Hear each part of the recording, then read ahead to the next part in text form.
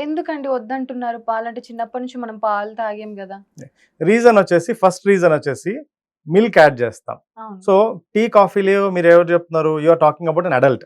అంటే యాహ్! పెద్దవాళ్ళు ఇప్పుడు ఒక అవును. 18+ age coffee, bed tea yeah! కావాలంటున్నారు. దాంట్లో మిల్క్ యాడ్ అవ్వడం వల్ల హ్మ్. యాక్చువల్‌గా ఒక ఏజ్ తర్వాత ఆల్మోస్ట్ ఒక 14, 15 ఇయర్స్ ఏజ్ తర్వాత బాడీలో లాక్టోజ్ అనే ఎంజైమ్ ఉండదు. ఓకే. విచ్ బ్రేక్స్ మిల్క్ అన్నమాట. మళ్ళా మిల్క్ తాగితే దాన్ని బ్రేక్ చేసే ఎంజైమ్ అది. అది ఉండకపోవడం వల్ల మీరు మిల్క్ తాగడం వల్ల మీ gut needs more time to process.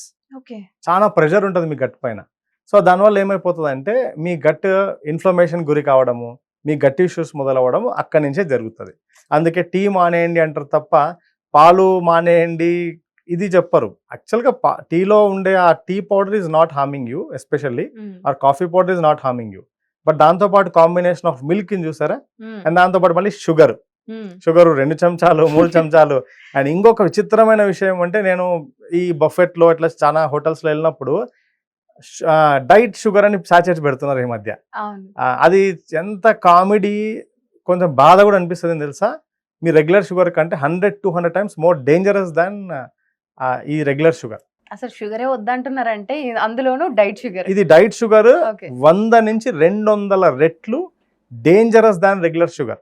ఈ డైట్ టాబ్లెట్స్ అని, షుగర్ ఫ్రీ టాబ్లెట్స్ అని, ఈ డైట్ షుగర్స్ అని వాడతారు చూడండి. మోస్ట్ డేంజరస్ అవి.